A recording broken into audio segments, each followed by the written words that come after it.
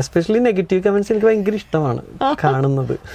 അത് ഞാനിട്ടത് ഞങ്ങളുടെ ഫ്രണ്ട്സിൻ്റെ ഇടയിൽ ഷെയർ ചെയ്യും. ക്രിറ്റിസിസംസ് വേണം, ഒരാളുടെ ഇംപ്രൂവ്മെൻറ്റിന് നല്ലതാണ്. അവരുടെ എക്സ്പീരിയൻസിൻ്റെ ബേസിലാണ് അവരത് കമൻറ്റ് ചെയ്യുന്നത്. സോ ഞാൻ നേരത്തെ പറഞ്ഞ റെസ്പെക്റ്റ്, ഒരിക്കലും റിയാക്ട് ചെയ്യരുതെന്നാണ് എനിക്ക് തോന്നുന്നത്. റെസ്പോണ്ട് ചെയ്യാം, രണ്ടും രണ്ടാണ്.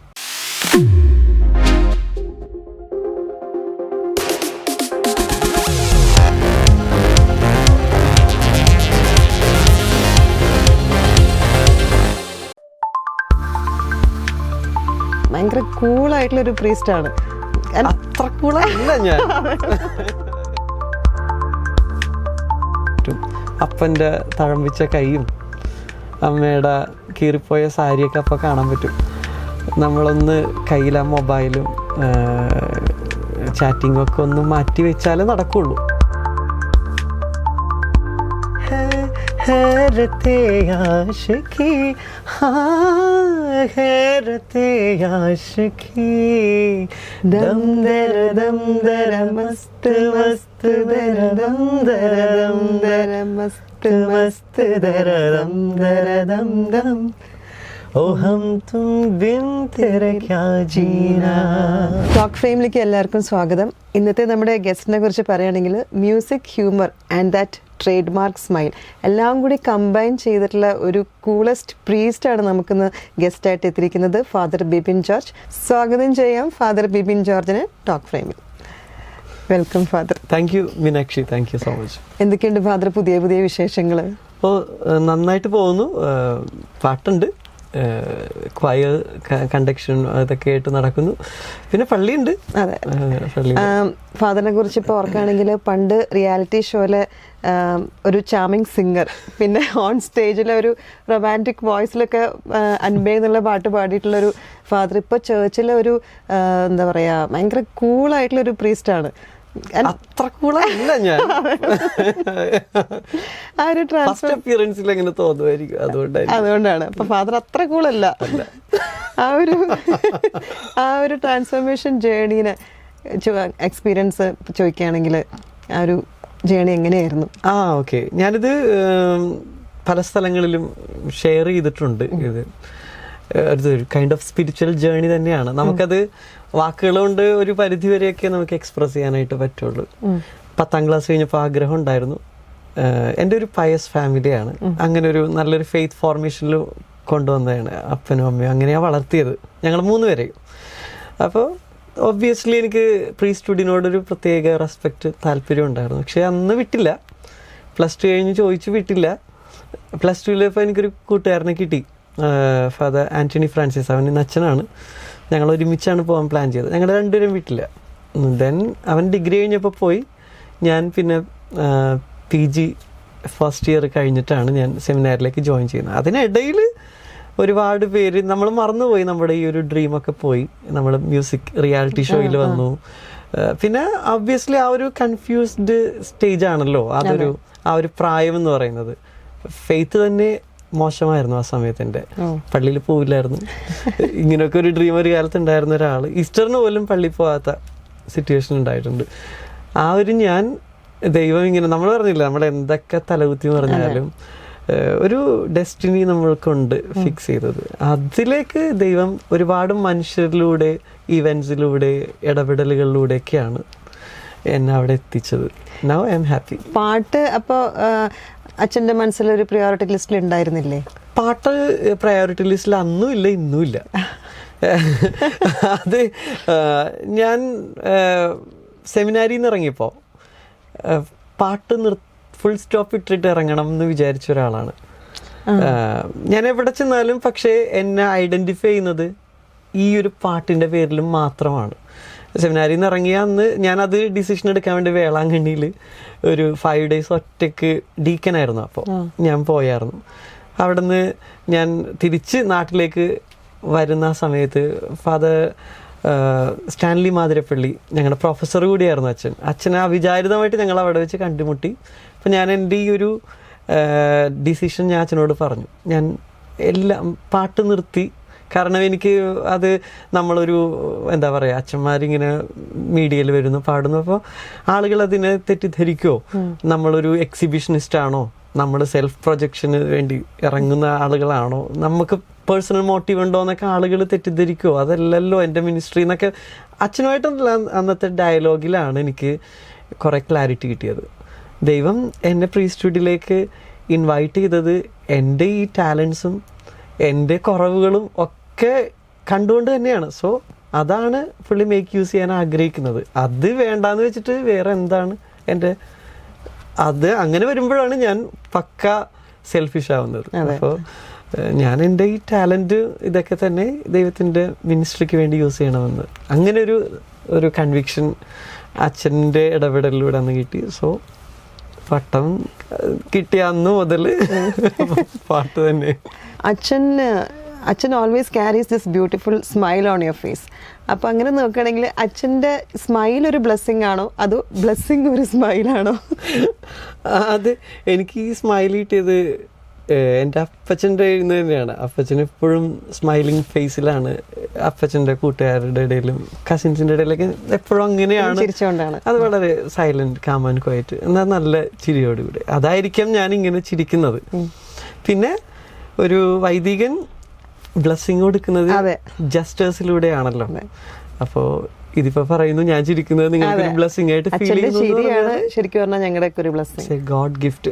എനിക്ക് മ്യൂസിക് കിട്ടിയ പോലെ തന്നെ എൻ്റെ ഈ ചിരിയും ഒരു ദൈവം ഉപയോഗിക്കുന്നുണ്ടാവാം. അച്ഛൻ്റെ ഈ ടാലന്റ് എനിക്ക് തോന്നുന്നു അമ്മച്ചിയാണ് ആദ്യം മനസ്സിലാക്കിയത് തോന്നുന്നു അല്ലേ? അമ്മച്ചി, ഞാൻ അമ്മച്ചി എന്നാ വിളിക്കുന്നത്. കറക്റ്റ് ആണ് പറഞ്ഞത്. അതെ, അമ്മയാണ്. അമ്മ ഞങ്ങൾ വളരെ ഒരു ബിലോ ആവറേജ് ഫാമിലി ആയിരുന്നു. അപ്പച്ചൻ കൂലിപ്പണിക്കാരൻ. അപ്പൻ്റെ ജോലിയിൽ നമ്മൾ അന്നുള്ള കാര്യങ്ങൾ, അമ്മ തയ്യലിലൂടെയാണ് ഫാമിലി മുന്നോട്ട് കൊണ്ടുപോയത്. അപ്പം ഞങ്ങളുടെ എഡ്യൂക്കേഷൻ കാര്യങ്ങളൊക്കെ അങ്ങനെയാണ് നടന്നുപോയത്. അങ്ങനെയാണ് ഞങ്ങൾ വളർന്ന് വന്നത്. സോ ഒരു മൂന്നാമത്തെ ഒരു കുട്ടി എപ്പോഴും അതൊരു ഓവർ എക്സ്പെൻസ് ആയിരിക്കും അവർക്ക്. അപ്പോൾ അമ്മ ചുള്ളിക്കല് അന്തോണീസിൻ്റെ ഒരു നൊവേനപ്പള്ളിയുണ്ട്. അപ്പം അമ്മ ടൈപ്പിസ്റ്റായിട്ട് ആ സമയത്ത് വർക്ക് ചെയ്യുമായിരുന്നു. അപ്പം അമ്മ വർക്ക് കഴിഞ്ഞിട്ട് ഡെയിലി ആ നൊവേനപ്പള്ളിയിൽ പോയിരുന്ന് പ്രാർത്ഥിക്കുമായിരുന്നു. ഞാനപ്പോൾ വയറ്റിലാണ്. ഈ കുഞ്ഞിന് എന്തെങ്കിലും ഒരു ടാലൻറ്റ്, കാരണം അവൻ സ്ട്രഗിൾ ചെയ്യരുത്, അവൻ സർവൈവ് ചെയ്യണം എന്നുള്ള അങ്ങനെ അമ്മ പ്രാർത്ഥിച്ച് വാങ്ങിയൊരു ടാലൻ്റാണ്. ഞങ്ങളുടെ ഫാമിലിയിൽ ആരും ഇല്ല, പാട്ടുകാരൊന്നും ഇല്ല. അപ്പനും അമ്മയൊന്നും മൂളിപ്പാട്ട് പോലും പാടുന്ന കേട്ടിട്ടില്ല ഞാൻ. അപ്പോൾ എന്താണ് ടാലൻ്റ് എന്ന് അമ്മ പുറത്ത് വന്നപ്പോൾ വെയിറ്റിംഗ് ആയിരുന്നു. അത് മൂന്നാമത്തെ വയസ്സിലെന്തോ ഒരു മൂളിപ്പാട്ട് പോലെ എന്തോ ഒരു പാട്ട് പെട്ടെന്ന് ഗ്രാസ്പ് ചെയ്ത് ഞാൻ പാടുന്നത് കണ്ടപ്പോൾ അമ്മ ഉറപ്പിച്ചു ഇതാണ് അവൻ ദൈവം കൊടുത്തേക്കുന്നത്. അങ്ങനെയാണ് അമ്മ ആണ് ഇങ്ങനെ നമ്മുടെ ഇങ്ങനെ വളർത്തി കൊണ്ടുവന്നത്. മൂന്നാമത്തെ വയസ്സിലെ മൂളിപ്പാട്ട് കേട്ടപ്പോൾ അമ്മ വേഗം പൊക്കിയെടുത്തോണ്ട് കൊണ്ടുപോയി. അതെ, അങ്ങനെ പൊക്കിക്കൊണ്ടുപോയി. അങ്ങനെ ആളിങ്ങനെ ആ സമയത്ത് വീട്ടിൽ പാട്ട് കേൾക്കാനുള്ള സാഹചര്യങ്ങൾ പോലെയുള്ള ഒരു ബ്ലാക്ക് ആൻഡ് വൈറ്റ് TV ആണ്. അതിപ്പോഴും ഓർക്കുന്നുണ്ട്. TV ആണ് ഉള്ളത് അന്ന്. ഞാൻ 90s കിഡാണ് കേട്ടോ. അപ്പോൾ ബ്ലാക്ക് ആൻഡ് വൈറ്റ് TV. അപ്പം നമുക്ക് അന്ന് കാസറ്റൊക്കെ ആണല്ലോ, അങ്ങനത്തെ പരിപാടികളൊന്നും ഇല്ല. അപ്പം അപ്പുറത്തെ വീട്ടിലൊക്കെ പോയി അവിടെ കാസറ്റിൽ അവിടെ ഇരുന്ന് കേട്ട് പാട്ട് അങ്ങനെയൊക്കെയാണ് പഠിച്ചിരുന്നത്. അങ്ങനെയൊക്കെ ഒരു കാലഘട്ടം ലൈഫിൽ ഇപ്പം ആലോചിക്കുമ്പോൾ അതൊക്കെ ഒരു നല്ലൊരു പീരീഡ്. അതായിരുന്നു എന്റെ ഗ്ലോറിയസ് പീരീഡ് എന്ന് തോന്നുന്നു. എല്ലാം പ്രൊവൈഡർ ആണ്. അതായിരുന്നു നല്ല കാലം. അപ്പൊ ഈ യൂത്ത് ഫെസ്റ്റിവലിലും അല്ലെങ്കിൽ കോളേജിലൊക്കെ ഇങ്ങനെ പാട്ടിന്റെ പ്രോഗ്രാംസിലൊക്കെ പങ്കെടുക്കും? അതെ, ഞാൻ ആ ഒരു യൂത്ത് ഫെസ്റ്റിവൽ എൻ്റെ മ്യൂസിക് കരിയറിൽ ഒരു ഇമ്പോർട്ടൻസ് സാധനമാണ് യൂത്ത് ഫെസ്റ്റിവൽ. ഞാനിപ്പോൾ ഈ ഇന്റർവ്യൂവിന് ഇങ്ങോട്ട് വരുന്ന വഴിക്ക് ഡിസ്ട്രിക്ട് യൂത്ത് ഫെസ്റ്റിവൽ എറണാകുളത്ത് നടക്കുന്നത് കണ്ടു. അപ്പൊ ഞാൻ കുറേ മെമ്മറീസിലോട്ട് പോയി.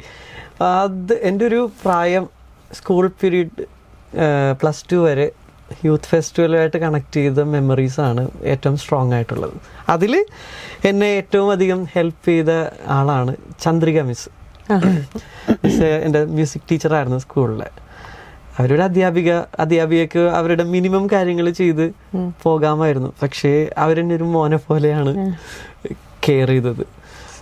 വൺ തിങ്, എനിക്ക് വീട്ടിലെ സാഹചര്യങ്ങൾ കുറവാണ് ആ സമയത്ത്. അത് മനസ്സിലാക്കി ആ ഒരു മേഖല ഫില്ല് ചെയ്തത് ടീച്ചറാണ്. എല്ലാ തരത്തിലും, ഈവൻ ഫിനാൻഷ്യലി ആണെങ്കിലും നമ്മൾക്ക് പാട്ട് സെലക്ഷൻ ആണെങ്കിലും എല്ലാത്തിലും എന്നെ അങ്ങേയറ്റം അക്കമ്പനി ചെയ്തു. ടീച്ചർ ചേർത്തലേന്നാണ്, ഞാൻ തോപ്പുംപടി കൊച്ചുപള്ളി സ്കൂളിലാണ് പഠിച്ചത്. ചേർത്തലേന്നാണ് ടീച്ചർ വരുന്നത്. നല്ല ഡിസ്റ്റൻസ് ഉണ്ട് ട്രാവല്. ടീച്ചറിനെ തിരിച്ചങ്ങോട്ട് ട്രാൻസ്ഫർ കിട്ടിയിട്ട് പോലും ടീച്ചർ പോയില്ല, ഞാൻ അവിടെ ഉള്ളതുകൊണ്ട്. അവനൊരു ടാലന്റ്, അവനൊരു ഫ്യൂച്ചർ ഉള്ളതാണ്. സോ ഞാൻ പോകുന്നില്ല എന്ന് പറഞ്ഞൊരു, ഇതൊക്കെ ഇന്നത്തെ അധ്യാപകർക്ക് ഒരു മോഡൽ ഫിഗേഴ്സ് ആണ് അവര്. ടീച്ചർ ഉള്ളതുകൊണ്ടാണ് ഞാൻ ഇപ്പൊ പാടുന്നത്. അപ്പൊ അച്ഛൻ അന്ന് ക്ലാസ്സിലാണെങ്കിൽ സ്കൂളിലൊരു പെറ്റ് എല്ലാവരുടെയും. എനിക്ക് അടി കിട്ടിയിട്ടില്ല, എന്നെ ആരും ചീത്ത പറഞ്ഞിട്ടില്ല. വെക്കേഷൻസിന് ടീച്ചേഴ്സ് അവരുടെ വീടുകളിൽ കൊണ്ടുപോകും. ഇങ്ങനെയൊക്കെ എല്ലാവർക്കും. ഞാൻ വളരെ ഭയങ്കര കുഞ്ഞായിരുന്നു, ആരോഗ്യമൊക്കെ. നന്നായിട്ട് പാടുന്നുകൊണ്ടും ആയിരിക്കാമല്ലേ. അത് മാത്രല്ല, ഭയങ്കര ഇന്നസെന്റ് ആയിരുന്നു തോന്നണ, എനിക്കറിയില്ല. ഇപ്പൊ അത്രല്ല, ഇന്നസെന്റ് ഫിഗർ ആയിരുന്നു. അപ്പൊ ഇതുപോലെ എന്നെ ചിരിച്ചോണ്ട് നിൽക്കാൻ അറിയുള്ളൂ. സംസാരിക്കാനൊക്കെ ഇപ്പോഴല്ലേ തുടങ്ങിയത്. അപ്പൊ ചിരിച്ചോണ്ട് നിൽക്കും. എല്ലാവർക്കും ഇഷ്ടമായിരുന്നു. ഇപ്പോഴും ആ ഇഷ്ടമുണ്ട് എല്ലാവർക്കും. അന്ന് ഏതൊക്കെ പാട്ടുകളായിരുന്നു, പഴയ പാട്ടുകൾ ആയിരുന്നു പാടിക്കൊണ്ടിരുന്ന? ലൈറ്റ് മ്യൂസിക് ആയിരുന്നു എന്റെ സ്ട്രോങ് പോയിന്റ്. കർണാട്ടിക് വിജയലക്ഷ്മി ടീച്ചറൊക്കെ പഠിപ്പിക്കുന്നുണ്ടെങ്കിൽ പോലും ലൈറ്റ് മ്യൂസിക് ആയിരുന്നു എന്റെ മെയിൻ ഐറ്റം. ഞാൻ ഡിസ്ട്രിക്ട് വരെ കർണാട്ടിക്, മലയാളം പദ്യം, ഹിന്ദി പദ്യം, പിന്നെ ഫാൻസി ഡ്രസ്സിന് വരെ എന്നെ കേട്ടിട്ടുണ്ട് കലാപ്രതിഭയൊക്കെ. അങ്ങനത്തെ കുറെ പരിപാടികളൊക്കെ നടത്തിയിട്ടുണ്ട്. പക്ഷെ ലൈറ്റ് മ്യൂസിക്കിലാണ് ഞാൻ സ്റ്റേറ്റിൽ പോയിട്ടുള്ളൂ. അങ്ങനെയാണെങ്കിൽ അച്ഛന് ഇഷ്ടമുള്ള ഒരു ലൈറ്റ് മ്യൂസിക്കിന്റെ ഒരു 4 വരി കേട്ടാലോ? ഷുവറായിട്ടും. ഞാൻ അച്ഛനായിട്ട് പാടിയിട്ടില്ല എന്ന് തന്നെ പറയാം. ആരും എന്നോട് ചോദിച്ചിട്ടില്ല അങ്ങനെ ഒരു. കല്ലോലിനി തീരമണഞ്ഞു കാവ്യ നർത്തകിയുണർന്നു കാറ്റിൻ മർമര ലാളനമേറ്റിൻ മെയ്യും മനവും കുളിരണിഞ്ഞു പല്ലവി പാടാൻ ഒരുങ്ങി നിന്നു കല്ലോലിനി.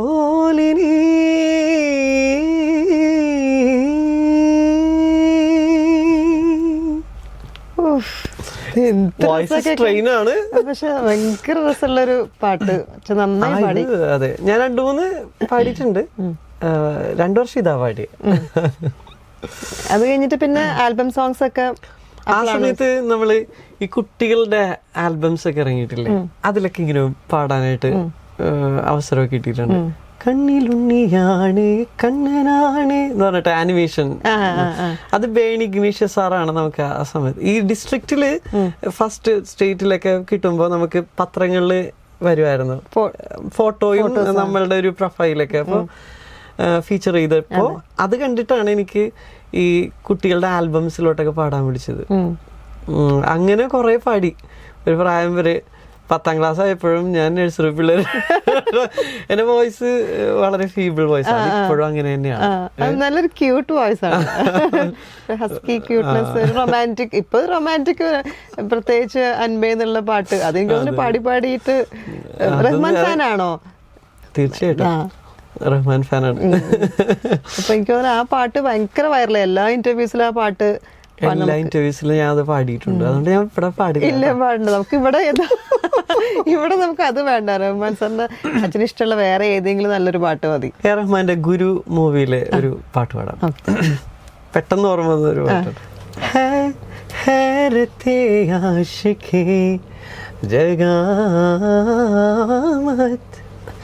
पैरों से समील लगामत है मान पर मंगये निलायो സിമ്മാതുളൈവായ് മൊഴി സൊല്ലായോ ഹേരത്തെ ആശിക്കി ഹേരത്തെ ആശിക്കി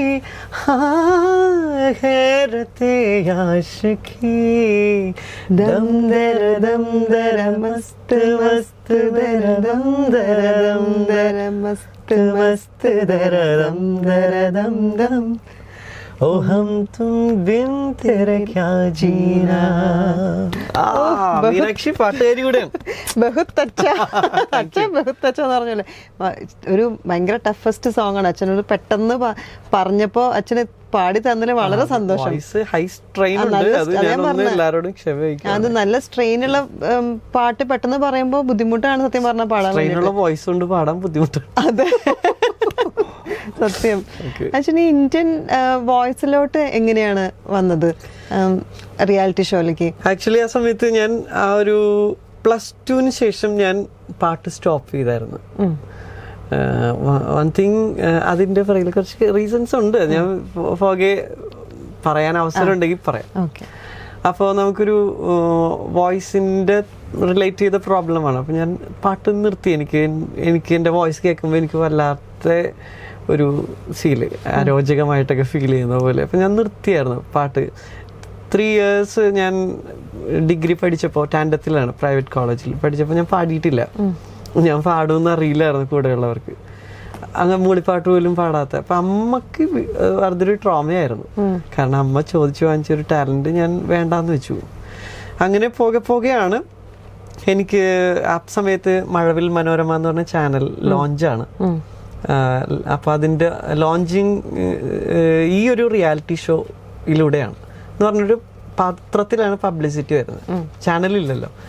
ആ പത്രത്തിലെ പേപ്പർ കട്ടിങ് കണ്ടിട്ടാണ് ഞാൻ വീണ്ടും ആരോടും പറയാണ്ടൊന്ന് പൊടി തട്ടി എടുത്താലോ എന്ന് വിചാരിച്ചൊന്ന് ഒരു ഓഡിഷന് പോയതാണ്. ആരോടും പറഞ്ഞില്ല. അപ്പൊ അത് ജസ്റ്റ് ഇതുപോലെ ഒരു ക്യാമറയുടെ മുമ്പിൽ ആരുമില്ല, സ്റ്റാഫ് 2-3 പേര് ഇരിക്കുന്നുണ്ട്. അന്ന് ഇത്രയും വർഷങ്ങൾക്ക് ശേഷം പാടുന്നതുകൊണ്ട് തന്നെ കോൺഫിഡൻസ് ഇല്ല നമുക്ക്. എനിക്ക് വെള്ളമൊക്കെ തന്നു ക്രൂവിൽ നിന്ന്. ഞങ്ങൾക്ക് പേടിയായിട്ട് ടെൻഷനായി, ഞാൻ ഷിവർ ചെയ്യാൻ തുടങ്ങി. അന്ന് 6-7 പാട്ട് ഞാൻ അവിടെ നിന്ന് പാടി. അങ്ങനെയാണ്. പിന്നെ കുറച്ചാൾ കഴിഞ്ഞിട്ട് വിളിച്ചു, സെലക്ഷൻ ആയി എന്ന് പറഞ്ഞു. ഭയങ്കര സന്തോഷമായിണ്ടാവും. അപ്പൊ ഒരു സന്തോഷമായി. അത് ഫൈനൽ സെലക്ഷനിലേക്ക് ഞങ്ങൾ 200 സംതിങ് പേരുണ്ടെന്നാണ് എൻ്റെ ഒരു ഓർമ്മ. അന്ന് 3 ദിവസം നമ്മളൊരു ടാജില് സ്റ്റേ ഒക്കെ അറേഞ്ച് ചെയ്തിട്ട് ആണ്. അപ്പൊ നമുക്ക് അവിടെ പോയി സ്റ്റേ ചെയ്യുക, അതൊക്കെ ഉള്ളു. അല്ലാണ്ട് നമ്മൾ ഒരിക്കലും സെലക്ട് ആവുന്ന ഒരു പ്രതീക്ഷയില്ല. നമുക്കൊരു വോയിസിലൊരു തരി കോൺഫിഡൻസ് ഇല്ല എൻ്റെ ഒരു കഴിവില്. അപ്പോൾ ചെന്നു. അപ്പൊ നല്ല കുറച്ച് ഫ്രണ്ട്സിനെയൊക്കെ അവിടെ കിട്ടി. അപ്പോൾ നമുക്കൊരു കോൺഫിഡൻ്റ് ആയിട്ട് നമ്മൾ നമ്മൾ ഇത്രയും ആളുകളെ, സ്റ്റീഫൻ ചേട്ടനാണെന്ന് കീബോർഡ്, ഓഡീഷൻ്റെ സുജാ ചേച്ചിയുണ്ട്, ശ്രീനിവാസ് സാറുണ്ട്, സംവൃത സുനിൽ എന്ന് പറഞ്ഞ ഒരു ആക്ട്രസ് ഉണ്ട്. അങ്ങനെ അവരൊക്കെ അപ്പോൾ ഇവരൊക്കെയാണെന്ന് ഉണ്ടായിരുന്നു. അപ്പോൾ ഇവരൊക്കെ കാണാം, ഇത്രയൊക്കെ ഉള്ളൂ നമ്മളുടെ ഒരു നോർമൽ ബോയ് ഒരു തോട്ടിൽ പോയതാണ്. അന്നപ്പോൾ ഓഡീഷൻ പാടിയപ്പോൾ ഞാൻ ഒരു രാഗമാല കോർത്തു എന്ന് പറഞ്ഞൊരു പാട്ടാണ് പാടിയത്, ധ്വനി എന്ന് പറഞ്ഞ മൂവിയിലെ. അപ്പോൾ അത് പാടിക്കഴിഞ്ഞപ്പോൾ ഞാൻ നോക്കിയപ്പോൾ ശ്രീനി സാറ് എഴുന്നേറ്റ് നിന്ന് കൈയൊക്കെ ഇടിക്കുന്നു. പക്ഷേ ഇതെന്താണ്?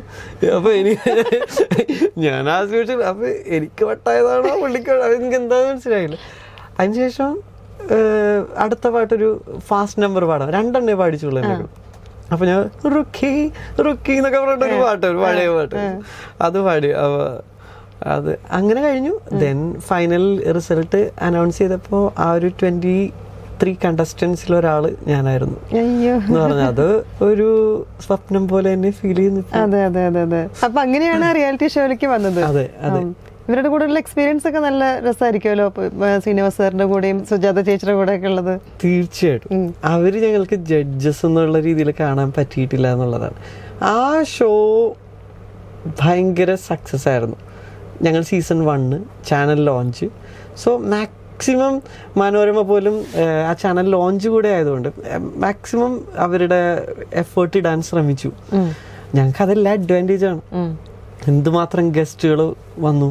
ശ്രേയ ഘോഷൽ, ശങ്കർ മഹാദേവൻ, സൗത്ത് ഇന്ത്യയിലെ മോസ്റ്റ് ഓഫ് ദ മ്യൂസീഷ്യൻസ് അവിടെ ഗസ്റ്റ് ആയിട്ട്, MS വിശ്വനാഥ് സാറ്, ദക്ഷിണാമൂർത്തി സ്വാമി, അപ്പോൾ ജാനകി അമ്മ, സുശീല, ഇവരൊക്കെ വന്നു. അപ്പോൾ നമ്മള് ഒരുപാട് പേര്, ന്യൂജൻ സിംഗേഴ്സ് ഉൾപ്പെടെ, നരേഷ് അയ്യർ, കാർത്തിക്, ഇവരൊക്കെ, മധു ബാലകൃഷ്ണൻ സാർ, ഇവരൊക്കെ സ്ഥിരം ജഡ്ജിങ് പാനലിലുള്ളവരായിരുന്നു. Writers also, Vayalar sir, Chandravarma sir. അങ്ങനെ ജഡ്ജസും വളരെ ഒരു ഫ്രണ്ട്ലി ആറ്റിറ്റ്യൂഡായിരുന്നു. അത് ആക്ടിങ് അല്ലായിരുന്നു, ആ ക്യാമറയിൽ കാണുന്നത് തന്നെയായിരുന്നു ബാക്ക് സ്റ്റേജിലും. പൊതുവേ അങ്ങനെ അല്ല, ക്യാമറ ഓൺ ചെയ്യുമ്പോൾ വേറൊരു സ്വഭാവം, ഓഫ് ചെയ്യും. പക്ഷേ ഇവര് എന്തൊരു ജെന്യുവിൻ പേഴ്സൺസ് ആണ് സ്റ്റിൽ ഇപ്പോഴും. ഞങ്ങളുടെ ഇടയിലുള്ള സൗഹൃദം അതേപോലെ തന്നെയാണ്. 10 വർഷമായപ്പോ ഞാൻ പള്ളി അച്ഛനായാലും, ഇപ്പൊ 3 വർഷമായപ്പോ റിയാലിറ്റി ഷോ കഴിഞ്ഞ് 10 വർഷമായപ്പോ ഞാൻ ഇങ്ങനെ ഒരു റീയൂണിയൻ ഗ്യാദർ ചെയ്താലോ കണ്ടക്ട് ചെയ്താലോ എന്നൊക്കെ ഞാൻ ചിന്തിച്ചു. അപ്പൊ എനിക്കിപ്പോ ഒരു പള്ളിയുണ്ട്, അപ്പൊ പള്ളിയിലെ വികാരി അച്ഛൻ, കുഴുവേലി അച്ഛൻ, അച്ഛനാണെങ്കിൽ ഇങ്ങനെ ഒരു പ്രോഗ്രാം നമുക്ക് ചെയ്താലോ, അവരൊക്കെ വിളിക്കുക എന്നൊക്കെ പറഞ്ഞപ്പോൾ ഇത് റീയൂണിയൻ. അപ്പോൾ നമ്മളുടെ ഇടയിലും ചില പേര് സംസാരിക്കുന്നുണ്ട് നമുക്കൊന്ന് കൂടണ്ടേ. ഞങ്ങളിങ്ങനെ കുറച്ച് പേര് വർഷം കൂടുന്നു എന്നല്ലാതെ ഒരു ഗ്രാൻഡ് റീയൂണിയനെ പറ്റി. അപ്പം അത് ഞാൻ പ്ലാൻ ഔട്ട് ചെയ്തു. വികാരി അച്ഛനും എൻ്റെ ഇടവക്കാരൊക്കെ സപ്പോർട്ട് ചെയ്തു. അങ്ങനെ ശ്രീനി സാറൊക്കെ വന്നു ചെന്നൈയിൽ നിന്ന്. 10 പൈസ വാങ്ങാണ്ട് വന്നു. മ്യൂസിക്കൽ നൈറ്റായിട്ട് മാറി. എല്ലാവരും വന്നു. മനോരമയിൽ തന്നെ അവര് ഇങ്ങനെ ഞങ്ങൾ കൂടുന്നു എന്ന് പറഞ്ഞ് അവർ ഓൾറെഡി വേഗം ഒരു പ്രോഗ്രാം പ്ലാൻ ഔട്ട് ചെയ്തു. ഉച്ചവരെ അതിന്റെ ഷൂട്ട് ഉണ്ടായിരുന്നു. ദെൻ വൈകിട്ട് എൻ്റെ പള്ളിയിൽ ഒരു ഗ്രാൻഡ് ഈവനിങ്. അങ്ങനെ എല്ലാവരും കൂടെ അങ്ങനെ ഒരു സംഭവം 2023 ഡിസംബറിൽ നടന്നു. അപ്പൊ അച്ഛന് ഈ സെമിനാരി പോണ സമയത്ത് സത്യം പറഞ്ഞെങ്കിൽ അച്ഛനെ ഇഷ്ടപ്പെടുന്ന ഫാൻസ് അല്ലെങ്കിൽ പാട്ട് പാടുന്ന ആൾക്കാർക്കൊക്കെ ഭയങ്കര വിഷമായി ഉണ്ടാവില്ലേ? എനിക്കറിയില്ലത്. അല്ല, ഒബ്വിയസ്ലി എനിക്ക് എല്ലാവരുടെയും കാര്യമൊന്നും അറിയില്ല. സുജാ ചേച്ചി അവരൊക്കെ ഡിസപ്പോയിന്റഡ് ആയിരുന്നു. പിന്നെ സുജാ ചേച്ചി ശ്രീനി സാറൊക്കെ ഒരു അവരുടെ പൊതുവെയുള്ള ടോണിൽ നിന്ന് മാറി നിന്ന് സംസാരിച്ചായിരുന്നു. സ്റ്റീഫൻ ചേട്ടൻ ഓക്കെ. അപ്പോൾ പക്ഷേ എൻ്റെ ഡിസിഷൻ റൈറ്റ് ആയിരുന്നു എന്ന് ഇപ്പൊ അവര് പറയുന്നുണ്ട്. എനിക്ക് തോന്നുന്നു അത് കഴിഞ്ഞതിന്റെ സെമിനാരി പോയതിന്റെ ശേഷമായിരിക്കും അച്ഛൻ പാട്ടിലും അല്ലെങ്കിൽ മ്യൂസിക്കിലൊക്കെ കുറച്ചും കൂടെ കൂടുതൽ ഫോക്കസ്ഡ് ആയത്. അതാണ് കറക്റ്റ് അല്ലേ? ഞാൻ മ്യൂസിക്കിൽ എനിക്ക് കൃത്യം ഓറിയന്റേഷൻ വന്നത് കാർമൽഗിരി സെമിനാരിയിൽ എൻ്റർ ചെയ്തപ്പോഴാണ്. കൊച്ചി രൂപത ഉള്ള എൻ്റെ എൻട്രി ആണ്. അവര് എനിക്ക് തന്ന ഒരു എക്സ്പോഷർ ഉണ്ട്. എന്നെ അവര് ഒരു ഈ 8 വർഷമേ ഞാൻ സെമിനാരിയിൽ ഉണ്ടായിരുന്നുള്ളൂ. ഒരു 12 ഇയേഴ്സ് ഉണ്ട് ഫോർമേഷൻ. പക്ഷെ ഞാൻ PG കഴിഞ്ഞ് ചെന്നതുകൊണ്ട് 8 ഇയേഴ്സ് ഉണ്ടായിരുന്നുള്ളൂ. പക്ഷെ അവര് എനിക്ക് തന്ന ഓപ്പർച്യൂണിറ്റീസ്, ഞാൻ സെമിനാരിൽ വന്നിട്ട് നന്നായിട്ട് പഠിക്കുമായിരുന്നു. അപ്പോൾ പക്ഷെ അപ്പോഴും എന്നെ അവര് പ്ലേസ് ചെയ്ത ഇടങ്ങളെല്ലാം ക്വയർ മാസ്റ്റർ പോസ്റ്റിലായിരുന്നു. അതെനിക്കൊരു ഞാൻ പറഞ്ഞില്ലേ, എനിക്കൊരു കോൺഫിഡൻസ്, നല്ലൊരു കോൺഫിഡൻസ് എന്നൊരു സംഭവമാണ്. ഞാൻ ഓറിയന്റേഷൻ കൃത്യമായി എനിക്ക് ഫോക്കസ് വന്നു. അച്ഛൻ എല്ലാ തരം പാട്ടുകളും കേൾക്കുമായിരുന്നല്ലോ അപ്പോഴും? കാത്തലിക് സോങ്സ് അല്ലാണ്ട് തീർച്ചയായിട്ടും എല്ലാ റിലീജിയസ് ഉള്ള പാട്ടുകളും ഞാൻ കേൾക്കും. പിന്നില്ലേ, ഞാൻ കർണാട്ടിക് മ്യൂസിക്കിലാണ് ഫോർമേഷൻ എനിക്ക് കിട്ടിയത്. പിന്നെ സെമിനാരിൽ വന്നപ്പോൾ ചർച്ച് മ്യൂസിക് കേൾക്കുന്നു. ഗ്രിഗോറിയൻ മ്യൂസിക്കിലേക്ക് നമ്മൾ ഇൻട്രൊഡ്യൂസ്ഡ് ആയി. ഞാൻ നല്ല ഫിലിംസ് സോങ്സ് എല്ലാം ട്രെൻഡിങ് എല്ലാം ഞാൻ കേൾക്കാറുണ്ട്. അങ്ങനെ ഞാൻ കേൾക്കാറാണ്. ഞാൻ കൂടുതൽ ഞാൻ പ്രാക്ടീസ് പഠിക്കില്ല, അതൊക്കെ എനിക്ക് കുറവാണ്. കേൾക്കും ഒരുപാട് പാട്ടുകൾ. അച്ഛനിപ്പം എല്ലാ ടൈപ്പ് ഓഫ് സോങ്സ് പാടുന്നു പറഞ്ഞല്ലോ. ഇപ്പൊ ഈ മ്യൂസിക്കിൽ അച്ഛൻ കണ്ടെത്തിയ ഒരു ബ്യൂട്ടി എന്താണ്? ഇത് എനിക്ക് വലിയ പ്രായമൊന്നുമില്ല. ഇതൊക്കെ വലിയ വലിയ ആളുകൾ ആൻസർ ചെയ്യേണ്ട, ലെജൻഡ്സ് ആൻസർ ചെയ്യേണ്ട ക്വസ്റ്റ്യൻസ് ഒക്കെയാണത്. പക്ഷെ നമ്മുടെ വളരെ എൻ്റെ ലോകം വളരെ ചെറുതാണ്. അപ്പോൾ ആ ലോകത്തിൻ്റെ ഒരു എക്സ്പീരിയൻസിൽ നിന്ന് പറയുവാണെങ്കിൽ ഒരു കൊച്ചിക്കാരൻ കൂടെയാണ് ഞാൻ. അപ്പോൾ ഞങ്ങളുടെ നാട്ടിൽ എല്ലാ കൈൻഡ് ഓഫ് മ്യൂസിക്കും അപ്രീഷിയേറ്റ് ചെയ്യപ്പെടാറുണ്ട്. എല്ലാ റിലീജിയനും മിക്സപ്പ് ചെയ്ത് വളരുന്നൊരു സ്ഥലമാണത്. അപ്പോൾ അതുകൊണ്ട് തന്നെ എല്ലാ ടൈപ്പ് ഓഫ് മ്യൂസിക് നമ്മൾ കേൾക്കാനായിട്ടുള്ള അവസരങ്ങൾ കുഞ്ഞിലെ കിട്ടിയിട്ടുണ്ട്. പിന്നെ നമുക്കിതൊരു ഫ്രീ ഗിഫ്റ്റ് ആയിട്ട് കിട്ടിയ ടാലൻ്റ് ആയതുകൊണ്ട് തന്നെ എനിക്ക് ഈ ഫോക്കസ് ഒന്നും ഉണ്ടായിരുന്നു നമുക്ക് എന്താണ് ഇതിൻ്റെ. പക്ഷേ പോകെ നമ്മൾ സെമിനാരിയിലൊക്കെ വന്നപ്പോൾ ദ പവർ ഓഫ് മ്യൂസിക് എന്ന് പറയുന്നൊരു സംഭവമാണ്. മ്യൂസിക് ഒരു സ്ട്രോങ് ആയിട്ടുള്ളൊരു വെപ്പണാണ്, ഒരു നല്ലൊരു ഇൻസ്ട്രുമെൻ്റാണ്. അതിനെ നമ്മൾ വളരെ പ്രൂഡൻ്റ് ആയിട്ട്, ഇൻ്റലിജൻ്റ് ആയിട്ട്, വളരെ സ്ട്രക്ചേർഡ് ആയിട്ടൊക്കെ നമ്മൾ കൃത്യം സ്ഥലത്ത് പ്ലേസ് ചെയ്താൽ മനുഷ്യരെ ഇൻഫ്ലുവൻസ് ചെയ്യാൻ പറ്റും. മ്യൂസിക് തെറാപ്പി എന്ന് പറയുന്നൊരു ഫീൽഡുണ്ട്.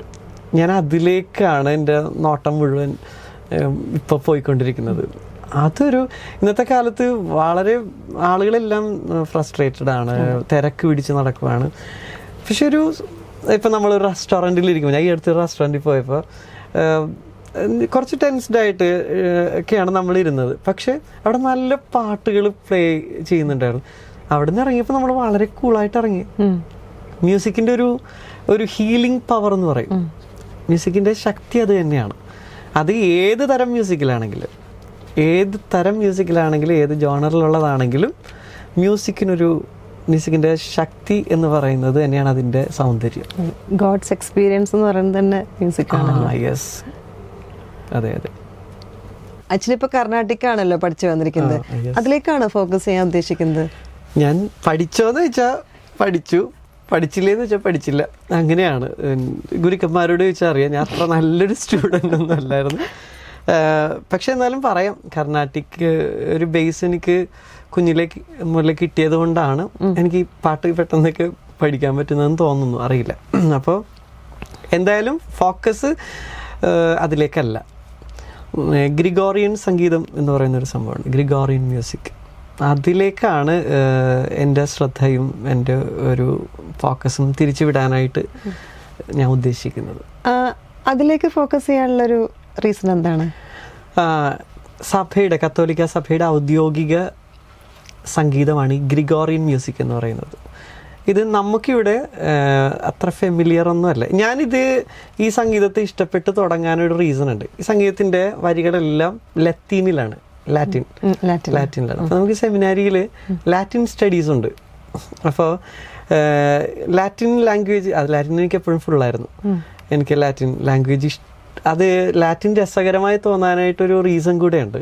ഒന്ന്, അതിലെ സംസ്കൃതം ഭാഷയും ലത്തീനും തമ്മിൽ ഭയങ്കര സാമ്യം എനിക്ക് വായിക്കുമ്പോൾ തോന്നുമായിരുന്നു. ഇപ്പോൾ പിത ലാറ്റിനിൽ പാത്തർ, മാതർ, ദശം എന്ന് പറയുമ്പോൾ ഇപ്പോൾ ദേശം എന്നായിരുന്നു ലത്തീനിൽ. അപ്പോൾ കുറേ സാമ്യങ്ങൾ കണ്ടു. അപ്പോൾ അങ്ങനെയാണ് ഈ ലത്തീൻ ഭാഷയിൽ ഞാൻ ഇത് വളരെ രസകരമായി ഫീൽ ചെയ്യുന്നല്ലോ എന്ന്.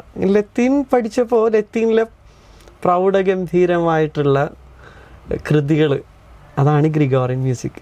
അതും നമുക്ക് ഇഷ്ടപ്പെട്ടു എന്നുള്ളതാണ്. നമ്മളിപ്പോൾ യൂറോപ്പിലൊക്കെ ഒരു ഏതാണ്ട് AD 800 വരെ യൂറോപ്പ് കേട്ടിരിക്കുന്ന സംഗീതം ഗ്രിഗോറിയൻ മ്യൂസിക്കാണ്. പിന്നീടാണ് അവരുടെ തായ് സംഗീതമാണിത്. അപ്പോൾ സഭയിൽ പിന്നെ ഒരു സെക്കൻഡ് വത്തിക്കാൻ കൗൺസിലിന് ശേഷം ഈ ലത്തീൻ ഭാഷയ്ക്ക് പ്രാധാന്യം കുറഞ്ഞു, പ്രാദേശിക ഭാഷകൾക്ക് ഇമ്പോർട്ടൻസ് വന്നു. പക്ഷേ പ്രാദേശിക ഭാഷകൾ വന്നപ്പോൾ മലയാളത്തിലൊന്നും അത്ര ആഴത്തിലുള്ള വരികളോ സംഗീതമോ ഒന്നും ഉണ്ടായില്ല. ആദ്യകാലങ്ങളിലുണ്ടായി, ഇപ്പം ഇല്ല, സൃഷ്ടിക്കപ്പെടുന്നില്ല എന്നുള്ളതാണ്. അപ്പോൾ എനിക്ക് തോന്നി, എന്തുകൊണ്ട് നമ്മളുടെ ഒരു റിച്ച് ആയിട്ടുള്ളൊരു മ്യൂസിക് ട്രഡീഷൻ നമുക്കുള്ളപ്പോൾ അതിനെ ഒന്ന് നമുക്ക് തിരിച്ചു കൊണ്ടുവരണം. കാരണം ഇപ്പോൾ അബ്രോഡൊക്കെ പോകുമ്പോഴേ പള്ളിയിലൊക്കെ ഒന്ന് വെറുതെ ഇരിക്കുമ്പോൾ അവിടെ ഒരു വലിയ ചോഗൻ ഉണ്ടാവും. നമ്മൾ ഇരിക്കുമ്പോൾ അവർ 1-2 പേര് എന്നൊക്കെ പാടുന്നതൊക്കെ കേൾക്കുമ്പോൾ ഹെവൻലി, നമുക്ക് അർത്ഥം മനസ്സിലാവുന്നില്ല, ഒന്നും മനസ്സിലാവും. പക്ഷെ നമ്മുടെ മൈൻഡും ദൈവത്തിൻ്റെ സന്നിധിയിലേക്ക് ഉയരുന്നൊരു ഫീലാണ് നമുക്ക് കേൾക്കുന്നത്. അപ്പോൾ അതാണ് ദേവാലയ സംഗീതം എന്ന് പറയുന്നത്. ഇവിടുത്തെ ഇപ്പോൾ ദേവാലയ സംഗീതം പെർഫെക്റ്റ് ഗാനമേളകളാണ് നടക്കുന്നത് പള്ളികളിൽ. അപ്പോൾ അതൊക്കെ റീപ്ലേസ് ചെയ്യപ്പെടണം, നമ്മളുടെ പ്യൂരിറ്റിയിലേക്ക് നമ്മൾ തിരിച്ചു പോകണം. അതാണ് ഗ്രിഗോറിയൻ മ്യൂസിക്കിൽ ഫോക്കസ് ചെയ്യാനായിട്ടുള്ള എൻ്റെ ഒരു റീസൺ. ഇപ്പോൾ ഗ്രിഗോറിയൻ മ്യൂസിക്കായിട്ട് ബന്ധപ്പെട്ട അച്ഛൻ എന്താണ് ചെയ്യുന്നത്? ഞാൻ സെമിനാരിയിൽ നമ്മൾ കുറേ ഇങ്ങനെ കേൾക്കാനും പഠിക്കാനും അവസരങ്ങളുണ്ടായിരുന്നു. അച്ഛനായി കഴിഞ്ഞിട്ട് ഇപ്പോൾ ഞാൻ ചെയ്തത് സാക്ര മ്യൂസിക്ക എന്ന പേരിലൊരു ഈ കഴിഞ്ഞ വെക്കേഷന് കൊച്ചിയിൽ നിന്ന് ഒരു 35 സ്റ്റുഡൻസിന് ഓഡീഷൻ ചെയ്ത് സെലക്ട് ചെയ്തിട്ട് അവർക്ക് ഈ ട്രഡീഷണൽ ലാറ്റിൻ ഹിംസിലൊക്കെ ഒരു ഫോർമേഷൻ 2 months ഒരു കോഴ്സ് ചെയ്തു. ദെൻ അതിൻ്റെ എൻഡിൽ കൊച്ചി രൂപതയിലെ എല്ലാ പള്ളികളിലെയും ദേവാലയ സംഗീതജ്ഞരുടെ ഒരു ലിറ്റർജിക്കൽ ട്രെയിനിങ് പ്രോഗ്രാം, അത് ജെറി അമൽദേവ് സാറിനെയൊക്കെയാണ് ഞാൻ വിളിച്ചത്. കെസ്ട്രേട്ടൻ ഉണ്ടായിരുന്നു, മിൻമിനി ചേച്ചി വന്നു, ജെൻസി ചേച്ചി വന്നു, അവരൊക്കെയാണ് അതിൽ ക്ലാസ്സുകൾ എടുത്തത്. ഇതൊരു നല്ലൊരു ഇവൻ്റ് ആയിരുന്നു. അതാണ് ഞാൻ ഒരു കൊച്ചച്ഛൻ എന്നുള്ള രീതിയിൽ തുടക്കം ഇട്ടത്.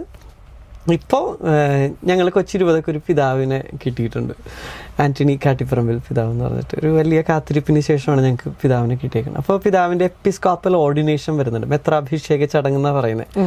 അത് ഒരു ഗ്രാൻഡ് സെറിമണിയാണ്, ഫോർട്ട് കൊച്ചി പരേഡ് ഗ്രൗണ്ടിൽ വെച്ചിട്ട് വലിയൊരു ചടങ്ങാണ്. 10,000-കണക്കിന് മനുഷ്യർ വരുന്ന, 40ഓളം പിതാക്കന്മാർ വരുന്നൊരു ചടങ്ങ്. അതിൽ നമ്മൾ ഭൂരിഭാഗം പാട്ടുകളും നമ്മൾ പ്രിഫർ ചെയ്യുന്നത് ഈ ഗ്രിഗോറിയൻ ലത്തീൻ പാട്ടുകളാണ് അന്ന് പാടാൻ പോകുന്നത്. അപ്പം അതിന് വേണ്ടി ഓഡിഷൻ ചെയ്തും ഒക്കെ എടുത്ത ഒരു 170ഓളം പാട്ടുകാരുടെ ട്രെയിനിങ് ഇപ്പോൾ 1 മാസമായിട്ട് നടന്നുകൊണ്ടിരിക്കും. അതാണ് എൻ്റെ വോയിസ് സ്ട്രെയിൻ അതിന്റെ തിരക്കിലാണ്. പക്ഷെ അതെ, അപ്പൊ അതിന്റെ ഓട്ടത്തിൽ ഇതൊക്കെയാണ്. അപ്പൊ അതാണ് ഇപ്പൊ ഞാൻ ചെയ്യുന്നത്.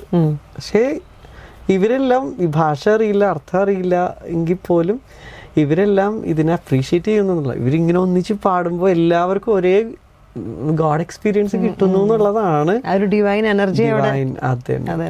അതാണ് ആ മ്യൂസിക്. അതൊരു വശ്യത നിറഞ്ഞൊരു മ്യൂസിക്കാണ്. ഇപ്പൊ ഈ മ്യൂസിക് ഇൻഡസ്ട്രി എന്ന് പറയുന്നതിൽ ഒരുപാട് കോമ്പറ്റേറ്റീവ് ഫീൽഡ് ആണല്ലോ, ഒരുപാട് ഈഗോ ക്ലാഷസും കാര്യങ്ങളൊക്കെ നടക്കുന്നുണ്ടല്ലോ. അച്ഛന് എന്തെങ്കിലും എക്സെപ്ഷൻ ഉണ്ടോ അതില്? എക്സെപ്ഷൻ ഉണ്ടോന്നല്ലേ? ഇല്ല. അത് പറയാൻ എനിക്ക് തോന്നുന്നു. അത് ഞാൻ നേരത്തെ പറഞ്ഞത് ഓർക്കുന്നുണ്ടോ എന്നറിയില്ല. ഒരു പ്രായത്തിൽ ഞാൻ പാട്ടൊക്കെ നിർത്തി എന്നൊക്കെ പറഞ്ഞത് ഓർക്കുന്നുണ്ട്. അപ്പോൾ ഗ്യാപ്പ് എടുത്തു എന്നുള്ളത്. എൻ്റെ വോയിസ് ഒരു ഡിഫറെൻറ്റ് ടെക്സ്ചറിലുള്ള ഒരു വോയിസാണ്. അപ്പോൾ ഇതിൻ്റെ പേരിൽ വോയിസ് ഷെയ്മിങ് ഞാൻ ഇതിലൂടെ കടന്നു പോയിട്ടുണ്ട്. വോയിസ് ഷെയ്മിങ് എന്ന് തന്നെ പറയാം.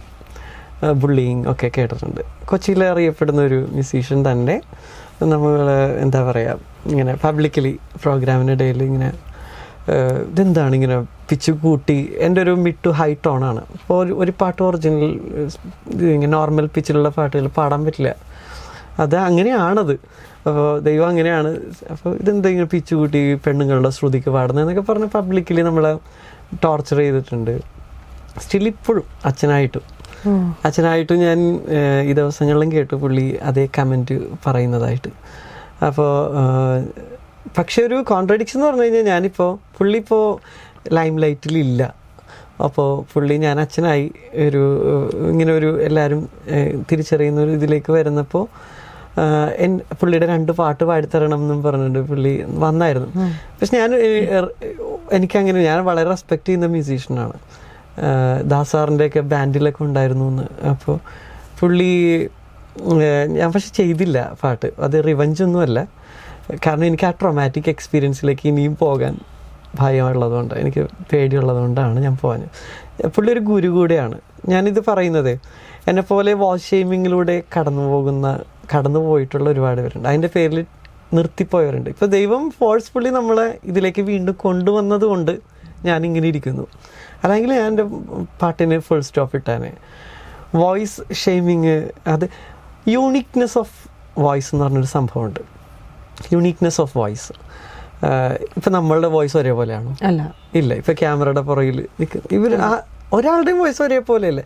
ഞാനിത് യൂണിക്നെസ് ഓഫ് വോയിസിനെ പറ്റി അറിഞ്ഞതും എൻ്റെ കോൺഫിഡൻസ് എൻ്റെ വോയിസിൽ തിരിച്ചു തന്നതും ശ്രീനിവാസ് സാറും സുജാ ചേച്ചിയും സ്റ്റീഫൻ ദേവ്സിയും കൂടെ.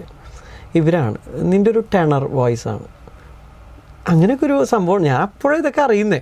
Tenor voice mid to high റേഞ്ചാണ്. സോങ് സെലക്ട് ചെയ്യുമ്പോൾ ആ രീതിയിൽ വേണം, ഓർക്കസ്ട്രേഷൻ റെക്കോർഡിങ്ങിന് ആ രീതിയിൽ വേണം നീ ചെയ്യിക്കാൻ എന്നൊക്കെ പറഞ്ഞു തന്നത് ഇവരാണ്.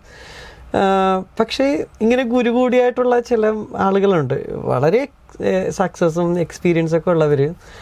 അവരെന്തുമാത്രം പിള്ളേരെ മുണ്ടിയിക്കുന്നുണ്ടെന്ന് ഞാൻ ആലോചിക്കുകയാണ്. ഇങ്ങനെ മ്യൂസിക്കിൽ ഡിഫറെൻറ്റ് കൈൻഡ്സ് ഓഫ് വോയിസസും ഒക്കെ ഉണ്ട്. അവർക്കൊക്കെ ഇപ്പോൾ ദാസാർ നല്ലൊരു പാട്ടുകാരനാണ്, അസാധ്യ സിംഗറാണ്. പക്ഷേ ദാസാറിന് മ്യൂസിക്കിലെ ബെഞ്ച് മാർക്കായിട്ട് വെക്കരുത്. ബെഞ്ച് മാർക്ക് വന്നു കഴിഞ്ഞാൽ കമ്പാരിസൺ വരും, ചില ആളുകൾ ഷെയിം ചെയ്യപ്പെടും, ബുള്ളി ചെയ്യപ്പെടും. മനസ്സിലായോ? എല്ലാവർക്കും അവരുടേതായ ഐഡൻറ്റിറ്റി.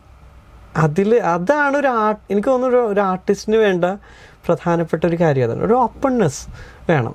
യുണീക്നെസ് ഓഫ് വോയിസസ് ഉണ്ട്, അതിനെ റെസ്പെക്റ്റ് ചെയ്യണം, അതിനെ അക്സെപ്റ്റ് ചെയ്യണം.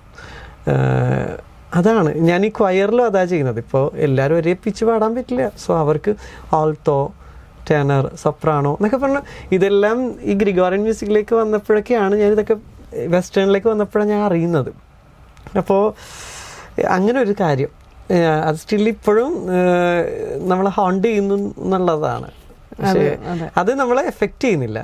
കാരണം അത് പുള്ളിയുടെ ഒരു അറിവില്ലായ്മയായിട്ട് കാണാം. എന്ത് ചെയ്യാൻ പറ്റും? പക്ഷേ പുള്ളിയുടെ മുമ്പിൽ നിന്ന് മുണ്ടിയപ്പെടുന്ന ഒരുപാട് കുഞ്ഞുങ്ങളെ ഓർക്കുമ്പോൾ സങ്കടം വരും. സോ കേൾക്കുന്നവരോട് പറയാനുള്ളത് യുണീക്നെസ് ഓഫ് വോയിസ് എല്ലാവരും റെസ്പെക്റ്റ് ചെയ്യുക, അക്സെപ്റ്റ് ചെയ്യുക. ഇന്ത്യയിൽ തന്നെ എത്ര ടൈപ്പ് ഓഫ് വോയിസസ് ഉള്ളത്. അതെ. ഞാൻ കേട്ടിട്ടുണ്ട് ദേവരാജൻ മാഷിന്റെ ഒരു കമന്റിനെ പറ്റി.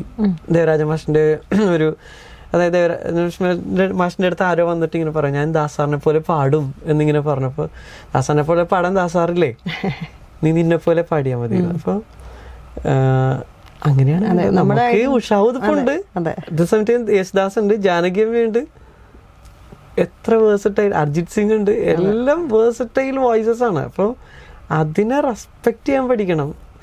അല്ലാതെ അതിങ്ങനെയാണ് എന്ന് പറഞ്ഞിട്ട് സൈഡ് ലൈൻ ചെയ്യരുത് ഒരിക്കലും. എല്ലാവർക്കും ഇതുപോലെ ഓവർകം ചെയ്യാൻ പറ്റിയെന്ന് വരില്ല. അതെ.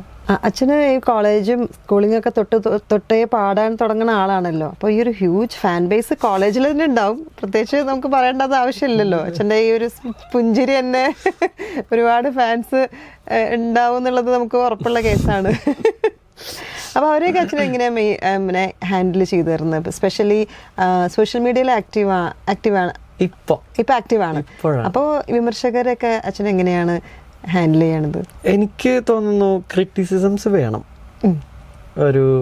ഒരാളുടെ ഇംപ്രൂവ്മെൻറ്റിന് നല്ലതാണ്. പിന്നെ ഞാൻ ഇപ്പോഴാണ് ഇൻസ്റ്റ അക്കൗണ്ട് തുടങ്ങിയിട്ട് 3 മാസമായിട്ടുള്ളൂ. എനിക്കതൊന്നും ഇല്ലായിരുന്നു. പക്ഷെ കമന്റ്സ് ഒക്കെ വായിക്കാറുണ്ടോ? കമന്റ്സ് ഒക്കെ വായിക്കും. എസ്പെഷ്യലി നെഗറ്റീവ് കമന്റ്സ് എനിക്ക് ഭയങ്കര ഇഷ്ടമാണ് കാണുന്നത്. അത് ഞാനിട്ടത് ഞങ്ങളുടെ ഫ്രണ്ട്സിന്റെ ഇടയിൽ ഷെയർ ചെയ്യും. അത് ഒരുപാടൊന്നും ലൈഫിന് ഞാൻ കോംപ്ലിക്കേറ്റഡ് ആക്കാറില്ല എന്നുള്ളതാണ്. ഒരു അവരുടെ അഭിപ്രായ പ്രകടനമാണ്, അവരുടെ കോണ്ടെക്സ്റ്റ്, അവർ വളർന്നു വന്ന സാഹചര്യം, അവരുടെ എക്സ്പീരിയൻസിന്റെ ബേസിലാണ് അവരത് കമന്റ് ചെയ്യുന്നത്. സോ ഞാൻ നേരത്തെ പറഞ്ഞ റെസ്പെക്ട്, അവരെ റെസ്പെക്റ്റ് ചെയ്യുക. ഞാൻ അതിന് റിപ്ലൈ കൊടുത്ത് ഒരിക്കലും റിയാക്ട് ചെയ്യരുതെന്നാണ് എനിക്ക് തോന്നുന്നത്. റെസ്പോണ്ട് ചെയ്യാം. രണ്ടും രണ്ടാണ്. റിയാക്ഷൻ എന്ന് പറയുമ്പോൾ അതിൽ ആങ്കർ ഉണ്ട്, റിവഞ്ച് ഉണ്ട്, ഒക്കെ വരും. റെസ്പോൺസ് എന്ന് പറയുമ്പോൾ അത് വളരെ ജെന്റിൽ കാം. നമ്മൾ അവരുടെ നെഗറ്റീവ് കമന്റിന് ഒരു തമ്പ് കൊടുത്താൽ മതി, ഒരു ലൈക്ക് കൊടുത്താൽ മതി, അവർ ഹാപ്പി ആവും. അവർ ഹാപ്പി ആയില്ലെങ്കിൽ ഐ റെസ്പെക്ട് ദം. അതത്രേ ഉള്ളൂ. അച്ഛൻ ഈ വോക്കൽ ഹൈജീൻ എങ്ങനെയാണ് ചെയ്യണത്? വോക്കൽ ഹൈജീൻ ചെറുപ്പം മുതലേ ഐസ്ക്രീം ഒന്നും തരാത്തത് കൊണ്ട് കഴിച്ചിട്ടില്ല. കഴിക്കണമെന്ന് എപ്പോഴും തോന്നിയിട്ടില്ല. ഇല്ല, എനിക്കങ്ങനെ ഭക്ഷണം അങ്ങനെ വലിയ കൊതി ആർത്തി അങ്ങനൊന്നും ഇല്ല, ഇപ്പോഴും ഇല്ല. എന്നാൽ നല്ല ഫുഡ് കഴിക്കുകയും ചെയ്യും റെസ്റ്റോറൻറ്റ്സ് ഒക്കെ. പക്ഷെ ഒരു പരിധി വിട്ട് നമ്മളൊന്നും എൻജോയ് ചെയ്യാറില്ല. ഐസ്ക്രീമിനോട് താല്പര്യം തോന്നിയിട്ടില്ല. അത് കഴിക്കാം. ഞാൻ പറയുന്നത് ഇപ്പം എൻ്റെ ഒരു കാര്യം, ഇപ്പം ഞാൻ കഴിക്കാത്തത് കൊണ്ട് കഴിക്കുമ്പോൾ എനിക്കൊരു ചെറിയൊരു വളരെ സെൻസിറ്റീവായിട്ട് ഫീൽ ചെയ്യാറുണ്ട്. പിന്നെ ഇന്ത്യൻ വോയിസിൽ വന്നപ്പോഴാണ് അനന്ത് വൈദ്യനാഥൻ എന്ന് പറയുന്ന ഒരു വോക്കൽ എഞ്ചിനീയർ ഞങ്ങൾക്കുണ്ടായിരുന്നു. എന്താണ് ഒരു സിംഗറിൻ്റെ വോക്കൽ വാമപ്സ്, ലിപ് റോൾ, ഇതിനെപ്പറ്റിയൊക്കെ സാറാണ് പറഞ്ഞു തന്നത്.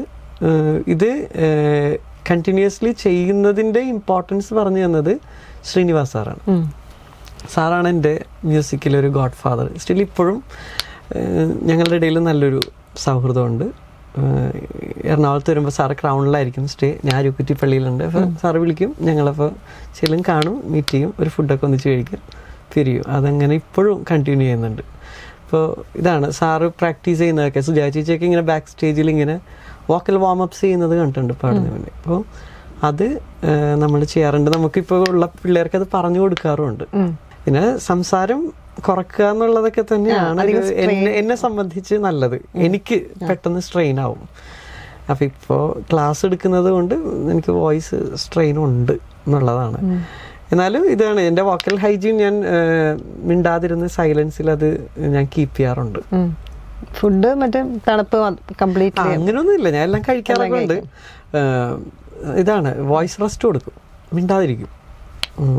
വളരെ സ്ട്രെയിൻഡ് എന്ന് ഫീൽ ചെയ്താൽ ഞാൻ പിന്നെ ഒരു 2-3 ദിവസം വോയിസ് റെസ്റ്റാണ്. അച്ഛനിപ്പോൾ വോയിസ് ഇപ്പം സ്ട്രെയിൻ ആണെന്ന് നേരത്തെ പറയണ്ടായി. അപ്പോൾ നമുക്കൊരു സിമ്പിൾ ആയിട്ടുള്ളൊരു ഡിവോഷണൽ സോങ് എൻ്റെ ഒരു പേഴ്സണൽ ഫേവറേറ്റ് ഉണ്ട്. ഏതാണ്? ദൈവസ്നേഹം സിമ്പിൾ ആയിട്ട് സ്വന്തമായൊന്നുമില്ല സർവതും നിന്ദാനം സ്വസ്ഥമായുറങ്ങിടാൻ സമ്പത്തിൽ മയങ്ങാ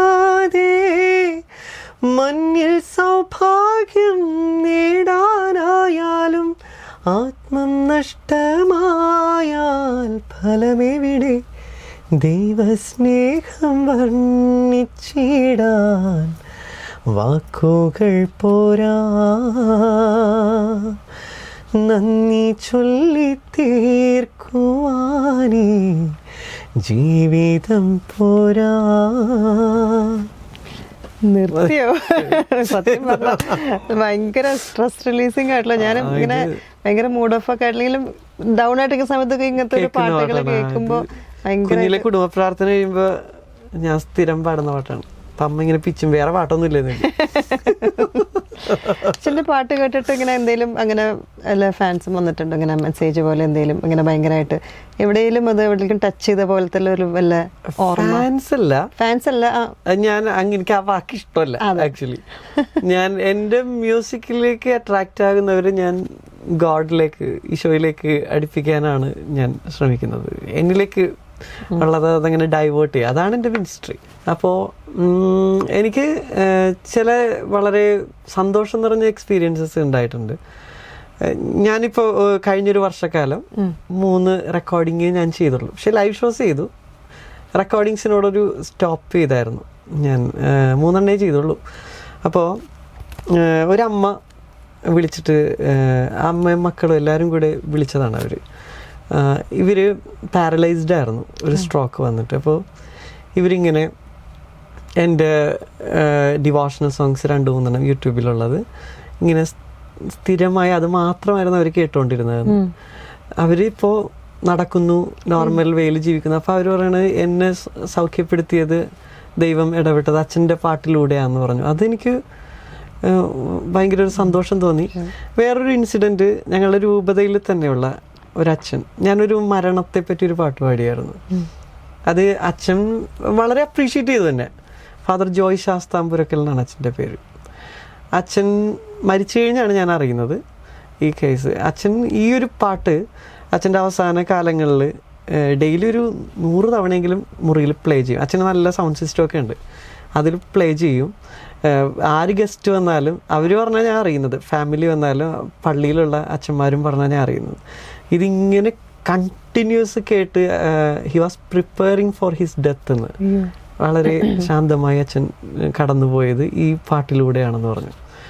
ഈ പാട്ട് പലരും പറഞ്ഞിട്ടുണ്ട്, നല്ലൊരു മരണം നൽകണമേ എന്ന് പറഞ്ഞൊരു പാട്ടാണ്. ഒരുപാട് പേര് എനിക്ക് കമൻറ്റ് കിട്ടിയിരിക്കുന്ന ഒരു പാട്ടാണത്. ഒരുപാട് പേര് നല്ലൊരു കാമായിട്ട് ഒരു ടെൻഷൻസും ഇല്ലാണ്ട് മരണത്തിലേക്ക് കടന്നു പോകാൻ അവരുടെ വീട്ടിലുള്ള മുതിർന്നവർ പ്രിപ്പയർ ചെയ്യിച്ച പാട്ടെന്ന് പറഞ്ഞാൽ അവരുടെ മക്കൾ നമുക്ക് കമൻറ്റ് ചെയ്യുന്നൊരു പാട്ട് കൂടിയാണത്. അങ്ങനെ ചില എക്സ്പീരിയൻസസ് അത് കേൾക്കുമ്പോൾ ഞാൻ തോന്നും, ഓക്കെ നമുക്ക് വീണ്ടും റെക്കോർഡിങ്സിലേക്ക് വരണം എന്നൊക്കെ ഇങ്ങനെ തോന്നും. അതെ അതെ, ഹീൽ ചെയ്യാൻ ഇനിയും ആൾക്കാർ.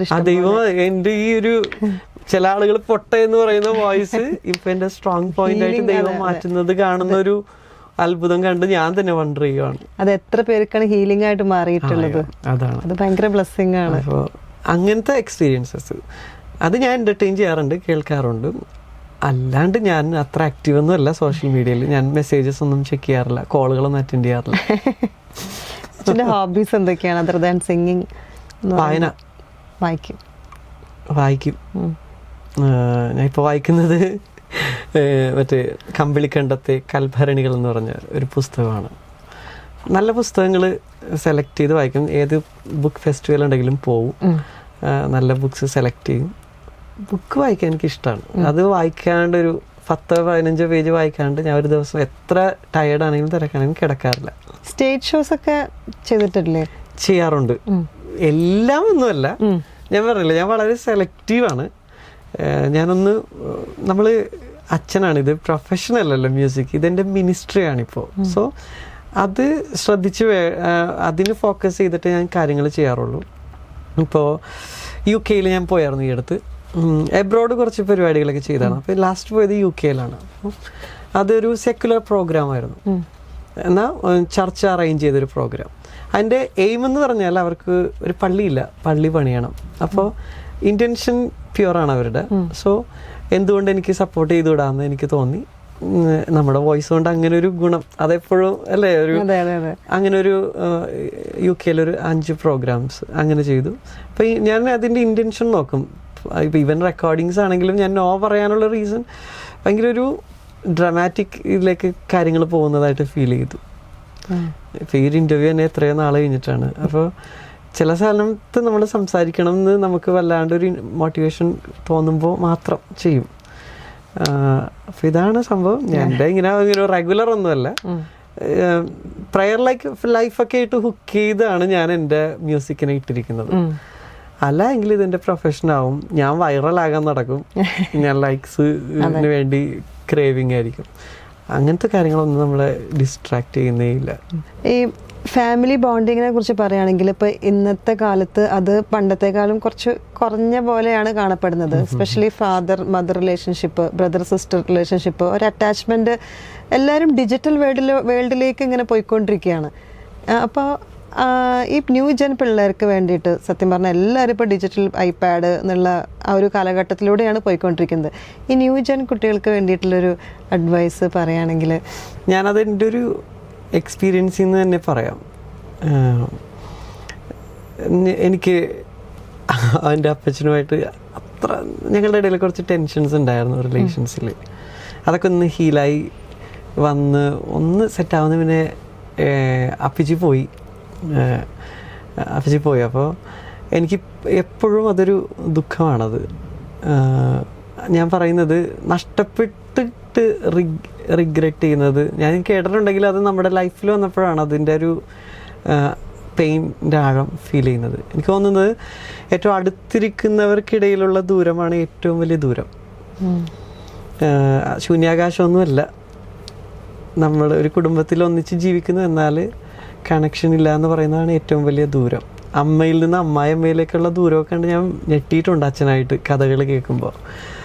ഇതിനൊരു സൊല്യൂഷൻ എന്ന് പറഞ്ഞു കഴിഞ്ഞാൽ സോഷ്യൽ മീഡിയ വലിയ രീതിയിൽ ഇൻഫ്ലുവൻസ് ചെയ്യുന്നുണ്ട്. നമുക്ക് സോഷ്യൽ മീഡിയ മാറ്റി വെച്ചിട്ട് ഒരു ലൈഫിനെ പറ്റി ചിന്തിക്കാനും പറ്റത്തില്ല ഈ കാലഘട്ടത്തിൽ. അപ്പോൾ ചെയ്യേണ്ടതൊരു സെൽഫ് കെയർ എന്ന് പറയുന്നൊരു കാര്യമുണ്ട്. സെൽഫ് കെയർ നമ്മളിപ്പോൾ കൊടുക്കാത്തൊരു കാര്യമാണ്. ഇപ്പോൾ ഒരു ഡിജിറ്റൽ ഫാസ്റ്റിംഗ് എന്നൊക്കെ പറയുന്ന കേട്ടിട്ടുണ്ടോയെന്നറിയില്ല. നമ്മൾ സെൽഫ് കെയറിൻ്റെ ഒരു ഭാഗം തന്നെയാണത് ഡിജിറ്റൽ ഫാസ്റ്റിംഗ് എന്ന് പറയുന്നത്. ഞാൻ ഇന്നിപ്പോൾ ഉച്ച മുതൽ വൈകുന്നേരം വരെ ഞാൻ മീഡിയ പ്രസൻസ് ഇല്ലാണ്ട് ജീവിക്കാൻ ഉദ്ദേശിക്കുന്നു. പുറത്തേക്കൊന്ന് ആളുകളെ നോക്കാൻ, എൻ്റെ 4 മുറിയുടെ പുറത്തേക്ക് ഇറങ്ങാനൊന്ന് നോക്കുന്നു. എൻ്റെ കയ്യിൽ മൊബൈലില്ലാണ്ട് മൊബൈൽ ഫ്രീ ഡേ എന്ന് പറഞ്ഞിട്ടൊക്കെ ഇന്ന് യൂത്തിനിടയിൽ അത് ചെയ്യുന്നുണ്ട്. ആൽബർട്ട്സ് കോളേജിലൊക്കെ അങ്ങനെ ഒരു ഡേ ഒക്കെ ഉണ്ട്, മൊബൈൽ ഫ്രീ ഡേ എന്നൊക്കെ പറയുന്നത്. അങ്ങനെ നമ്മളെ തന്നെ കുറച്ചൊന്ന് ഫോഴ്സ്ഫുള്ളി ഒന്ന് ട്രെയിൻ ചെയ്യിച്ചാൽ കുറച്ചുകൂടി നമുക്ക് ബന്ധങ്ങളിലേക്കൊക്കെ നമുക്കൊന്നുകൂടെ ഫോക്കസ് ചെയ്യാൻ പറ്റും. അപ്പൻ്റെ തഴമ്പിച്ച കൈയും അമ്മയുടെ കീറിപ്പോയ സാരിയൊക്കെ അപ്പോൾ കാണാൻ പറ്റും. നമ്മളൊന്ന് കയ്യിൽ ആ മൊബൈലും ചാറ്റിങ്ങും ഒക്കെ ഒന്ന് മാറ്റി വെച്ചാലേ നടക്കുള്ളൂ. അപ്പോൾ അതൊക്കെ നമ്മൾ ഈ പ്രായത്തിൽ ധ്യാനിക്കേണ്ട ചില സ്ഥലങ്ങളാണ്. ധ്യാന കേന്ദ്രം എന്നൊക്കെ പറയുന്നത് അതൊക്കെയാണ്. നമ്മുടെ വീടിനകത്ത് തന്നെയുണ്ട്. നമുക്ക് വേണ്ടി അധ്വാനിക്കുന്ന കുറേ അധികം മനുഷ്യരുണ്ട്. അപ്പോൾ എല്ലാവരും ഒന്നിച്ചിരിക്കുന്ന ഒരു ടൈമൊക്കെ വരണം. കുടുംബ പ്രാർത്ഥന എന്നൊക്കെ പറയില്ലേ, ആക്ച്വലി അതിലൊക്കെ ഒരു സൈക്കോളജി ഉണ്ട്. ഒന്നിച്ചിരുന്ന് പ്രാർത്ഥിക്കുവാണ്, മനസ്സിലായ? ഒന്നിച്ചെല്ലാവരും വരുവാണ്. അപ്പോൾ അവരുടെ ഇടയിൽ എല്ലാം മറന്ന് അവർ ഒന്നിച്ചിരിക്കുകയാണ്, പ്രശ്നങ്ങളുണ്ടാവുക. പക്ഷേ അതിനിടയിൽ അവരുടെ മനസ്സുകൾ തമ്മിലൊന്ന് കണക്റ്റ് ആവുന്നുണ്ട്, അവർ പോലും അറിയാണ്ട്. അപ്പോൾ ഞാൻ പറയുന്നത് നഷ്ടപ്പെട്ടു പോയി ഇങ്ങനത്തെ ചില സംഭവങ്ങൾ തിരിച്ചു കൊണ്ടുവരണം. പിന്നെ ഡിജിറ്റൽ ഫാസ്റ്റിംഗ് യൂത്തിനോട് പറയാൻ അതേ ഉള്ളൂ. ഡിജിറ്റൽ ഫാസ്റ്റിംഗ് വളരെ ഇന്നത്തെ കാലത്ത് നമ്മൾ ചെയ്യേണ്ട ഒരു സംഭവമാണ്. അത് മസ്റ്റായിട്ടും ഫോളോ ചെയ്താൽ കുറച്ചുകൂടെ നമുക്ക് നമ്മുടെ റിലേഷൻസ് സ്ട്രോങ് ആക്കാൻ പറ്റും. ഡിജിറ്റൽ വേൾഡിലെ റിലേഷൻസൊക്കെ ട്രൂ ആണോ എന്ന് വെച്ചാൽ എല്ലാം ട്രൂ ഒന്നുമല്ല, അത് കുറേ ഫേക്കാണ്. അപ്പോൾ അതൊക്കെ ഒന്ന് അറിയണമെങ്കിൽ ഈ സെൽഫ് കെയർ ഡിജിറ്റൽ ഫാസ്റ്റിങ്ങിലേക്ക് നമ്മൾ നമ്മുടെ രീതികളൊന്ന് ഫോം ചെയ്യുക. അത് ഒറ്റയടിക്ക് പറ്റിയെന്ന് വരില്ല, അത് വളരെ ഗ്രാജ്വലി ട്രെയിൻ ചെയ്യിക്കേണ്ട കാര്യമാണ്. നമുക്ക് പറ്റില്ല എങ്കിൽ അതിന് അസിസ്റ്റൻസ് തരാൻ പറ്റിയ സൈക്കോളജിസ്റ്റുകളുണ്ട്, അവരെയൊക്കെ ഒന്ന് മീറ്റ് ചെയ്യുന്നത് നല്ലതാണ്. ഇന്നത്തെ കാലഘട്ടം മാറി, നമ്മൾ കൗൺസിലിംഗ് സൈക്കോളജിസ്റ്റ് അവർക്കൊക്കെ ഇമ്പോർട്ടൻസ് കൂടുന്നുണ്ട്. ആ സഹായങ്ങൾ തേടുക. പിന്നെ ധ്യാനം പോലുള്ള സിസ്റ്റമിനെയൊക്കെ ഒന്ന് ഡിപ്പെൻഡ് ചെയ്യുന്നതൊക്കെ നല്ലതാണ്. ടൈം കൊടുക്കുക. Time is the biggest gift എന്ന് പറഞ്ഞ കുട്ടികൾ തന്നെ ടൈം കൊടുക്കുക. നമ്മളെ തന്നെ ഒന്ന് ഒബ്സർവ് ചെയ്യാനും കെയർ ചെയ്യാനൊക്കെ ഒരു ടൈം കൊടുക്കുക.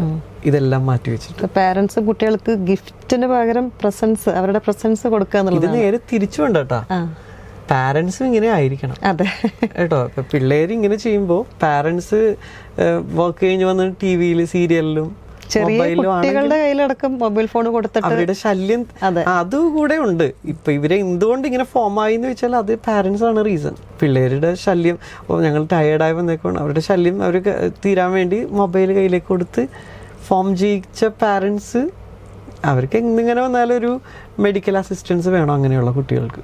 അഡിക്ഷൻ ആണെങ്കിൽ അങ്ങനെ ഒരു അസിസ്റ്റൻസ് കൊടുക്കണം. ആദ്യം വേണ്ടത് പാരൻസ് ആണ്. ചിലതൊക്കെ ചെയ്ത് കാണിച്ചു കൊടുക്കണം. നമ്മൾ ഉപദേശിച്ചിട്ടൊന്നും കാര്യമില്ല, അതിൻ്റെയൊക്കെ കാലഘട്ടം കഴിഞ്ഞു. ചിലത് നമ്മൾ ആക്ട് ചെയ്യണം, ചെയ്ത് കാണിച്ച് അത് അപ്രീഷിയേറ്റ് ചെയ്യുന്നൊരു തലമുറയാണിത്. മനസ്സിലായോ? അപ്പോൾ ട്രെൻഡ് മാറി. പഴയ പോലെ അച്ഛന്മാരിരുന്ന് ഉപദേശിച്ച് നന്നാക്കുന്ന പരിപാടിയൊക്കെ തീർന്നു. നമ്മളുടെ ലൈഫ് നോക്കും അവർ. അച്ഛൻ ഉഡായിപ്പല്ല അങ്ങനെ മനസ്സിലായോ? അപ്പോൾ അച്ഛൻ്റെ ലൈഫിലെ ഗുഡ് പോയിന്റ്സ് കോപ്പി ചെയ്താൽ നന്നായിരിക്കും. അതേ നടക്കുള്ളൂ. ഒരു അക്കമ്പനി ചെയ്യുക എന്നുള്ള സംഭവം. പറഞ്ഞ പോലെ സമയം എടുക്കും അതിന്. നമ്മൾ ടൈം എടുക്കും. ടൈം എടുത്തു കഴിഞ്ഞാൽ നല്ലൊരു കാര്യമാണത്. തീർച്ചയായിട്ടും അത് വേണം. നമുക്ക് ക്രിയേറ്റീവായിട്ടുള്ള കുട്ടികളൊക്കെ വരണം.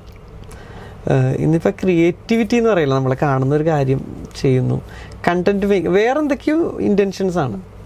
വൈറലാവുക, കോമ്പറ്റീഷൻ ഫീൽഡ്. ഇപ്പോൾ ഒരു ആർട്ട് പഠിക്കാൻ പോയാൽ പോലും 2-ാം ദിവസം വേണമെങ്കിൽ സ്റ്റാറ്റസ് ഇടും. മനസ്സിലായ? അപ്പോൾ ഇന്റൻഷൻസ് ഒക്കെ പ്യുവർ ആയിരിക്കണം. നമ്മൾ ഡിജിറ്റൽ വഴി പെട്ടു പോകുമ്പോൾ നമ്മൾ വൈറലാകാൻ ശ്രമിച്ചുകൊണ്ടിരിക്കും. നമ്മളുടെ ക്വാളിറ്റി താഴേക്കായിരിക്കും പോകുന്നത്. നമ്മൾ ഔട്ട്ഡേറ്റഡ് ആവും, നമ്മൾ വേസ്റ്റ് ലാൻഡായി പോകണം, നമ്മൾ അറിയില്ല എന്നുള്ളതാണ്. അതാണ് വളരെ നല്ല പോയിന്റാണ്. ഇത് പറഞ്ഞപ്പോഴാണ് എനിക്ക് കുമ്പളങ്ങി നൈറ്റ്സിൽ അച്ഛൻ്റെ ഒരു സ്പീച്ചിലേക്ക് കേട്ടിരുന്ന ഒരു 4 വരി മകനെ കുറിച്ചിട്ട് അച്ഛൻ പാടിയിട്ടുള്ളൊരു പാട്ട് അല്ലേ? ആ പാട്ട് അത് ഞാനൊരു പ്രസംഗത്തിൽ പറഞ്ഞതാണ്. അതിപ്പോ കേട്ടാലും എനിക്ക് അപ്പച്ചിന് ഓർമ്മ വരും. ഞാൻ എൻ്റെ അപ്പനെ ഏറ്റവും നന്നായിട്ട് ധ്യാനിച്ചത് അപ്പം മരിച്ച് കിടക്കുന്ന ആ ഒരു രാത്രിയാണ്. അപ്പം എൻ്റെ ആ ഒരു നൈറ്റ്, ഹോൾ നൈറ്റ് ഞാൻ ഇങ്ങനെ ബോഡിയുടെ അടുത്തിരുന്ന് അന്നാണ് ഞാൻ ഇങ്ങനെ റിഗ്രറ്റ് ചെയ്തു ആ പാട്ട്. മകനേ ഞാനുണ്ടരികത്തൊരു കാണാ കണ്ണോട്ടമായി, മകനേ ഞാനുണ്ടരികത്തൊരു കാവൽ മാലാഖയാ. എന്ത് നല്ല വരികളല്ലേ ആ പാട്ടില്. ഈ പാട്ട്, ഈ സിനിമ തന്നെ വേറെ ഒരു പാട്ടില്ലേ? വേറൊരു പാട്ടുണ്ട്. അതിലെ വരികളും ഈ ബന്ധങ്ങൾ എന്ന് പറഞ്ഞുകൊണ്ടാണ് എങ്ങനെയായിരിക്കണം ബന്ധങ്ങളെന്ന് ചിത്രീകരിക്കുന്ന നല്ലൊരു വരിയുള്ളൊരു പാട്ടുണ്ട്. അത് വഴിയോരങ്ങൾ തോറും തണലായി പടർച്ചില്ല നീ, കുടയായി നിവർന്നു നീ നോവാറാതെ തോരാതെ പേകേ. നമ്മളൊക്കെ ഇങ്ങനെയാണ് സത്യം. മറ്റുള്ളവർക്ക് തണലായിട്ട് മാറേണ്ട മനുഷ്യരാണ്, താങ്ങായിട്ട്. അതെ, ഇതാണൊരു ബന്ധത്തിന്റെ വില എന്നൊക്കെ പറയുന്നത്. അപ്പോൾ താങ്ക് യു അച്ഛ, thank you for your time. എനിക്കറിയാം ഒരുപാട് തിരക്കിൽ നിന്ന് അച്ഛൻ വളരെ എന്താ പറയുക ഞങ്ങൾക്ക് വേണ്ടിയിട്ട് വന്നിരുന്ന് ഈ സ്പിരിച്വൽ ജേണിയും മ്യൂസിക്കൽ ജേണിയും എല്ലാം പറഞ്ഞ് തന്നതിൽ ഒരുപാട് സന്തോഷം. അച്ഛൻ്റെ ഈ ചിരി എല്ലാ സ്ഥലത്തും പ്രകാശം പരത്തട്ടെ. ഇനി എല്ലാ അപ്കമിങ് പ്രൊജക്ട്സിനും all the very best. Thank you. എന്നെയും പ്രാർത്ഥനയിൽ ഓർക്കണം. മീനാക്ഷി വളരെ കംഫർട്ടബിൾ ആക്കി ഞാൻ സംസാരിച്ചു. ഞാൻ അൺകംഫർട്ടബിൾ ആണ്, ഞാൻ ഇത്രയൊന്നും വേണ്ടില്ല. അപ്പോൾ thank you so much. Thank you. God bless you.